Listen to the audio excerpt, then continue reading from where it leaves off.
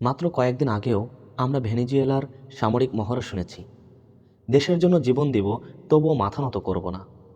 এবং তাদের সামরিক, আধা সামরিক, বেসামরিক সবাইকে যুদ্ধের প্রস্তুতি নিতে দেখা গেছে। কিন্তু বাস্তবতা, মাত্র কয়েকজন আসলো আর তাদের প্রেসিডেন্ট আর তার স্ত্রীকে উঠিয়ে নিয়ে চলে গেল। কিন্তু তাদের মধ্যে কোনো দৃশ্যমান প্রতিরোধ নেই। এটা কি শুধু দেশের দুর্বলতা? উত্তরটা আপনারা দিবেন। তবে আমি একটু বলি, এটা ছিল সামরিক বাহিনীর ও ইন্টেলিজেন্সের ভিতরে লুকিয়ে থাকা বিশ্বাসঘাতকতার ফল। ইতিহাস বলে, যে রাষ্ট্র ভেতর থেকে ভাঙে তাকে বাহির থেকে ধাক্কা দিতে হয় না। এবার আসুন আমার দেশের দিকে তাকায়। হ্যাঁ, এবার আসুন আমার দেশের দিকে তাকায়। আমাদের বারবার শেখানো হয়েছে পাশের দেশ আমাদের বন্ধু, কিন্তু ইতিহাস বলে পাশের রাষ্ট্র কখনো বন্ধু হয় না, বরং কৌশলগত প্রতিদ্বন্দ্বী হয়।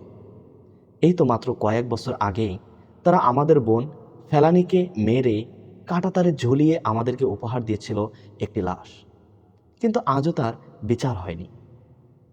তারা আমার সোনার দেশটাকে চষে খাচ্ছে, আমার বুকের ওপর দিয়ে এপার থেকে ওপার যাচ্ছে। আমার নদীর সোনালি ইলিশ যখন আমার দেশের নাগরিকের স্বপ্ন, আর তারা তখন সেই ইলিশ দিয়ে ঝোল করে খাচ্ছে। এগুলো কাদের কারচুপি সেটা কি জানতে পারি? উত্তরটি কি হবে জানেন? না, কারণ তারা আমাদের বন্ধু রাষ্ট্র। বাদ দিন না, নয়তো জান চলে যাবে আবরার ফাহাদের মতো। আজ বাংলাদেশ নতুন অস্ত্র কিনেছে, আকাশ প্রতিরক্ষা ব্যবস্থা শক্তিশালী করছে, সশস্ত্র বাহিনী আধুনিক করছে। কিন্তু কি লাভ যদি সেই শক্তির ভেতরেই ঘাপটি মেরে থাকে ঘাতকেরা, হাত মেলায় শত্রুর সাথে? কোটি টাকার অস্ত্র দিয়ে কি আমার দেশকে নিরাপদ রাখা যাবে? ভেনেজুয়েলার মতো অস্ত্র থাকবে, কিন্তু ব্যবহার হবে না। 1757, 1971, পিলখানা, 2013 শাপলা চত্বর, 2024 গণঅভ্যুত্থান আমাদের চোখে আঙুল দিয়ে দেখিয়ে দেয় বিশ্বাসঘাতকেরা দূরে নয়, কাছেই থাকে। আবার বলছি, বিশ্বাসঘাতকেরা দূরে নয়, কাছেই থাকে। এজন্য অস্ত্র দরকার, তার চেয়েও বেশি দরকার একজন বিশ্বস্ত মানুষ।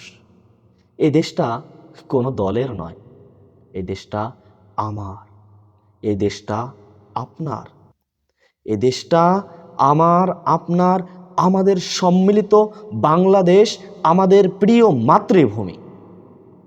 হ্যাঁ, এটা আমাদের জন্মভূমি, এটা আমাদের মাতৃভূমি। ভালো থাকুক প্রিয় মাতৃভূমি।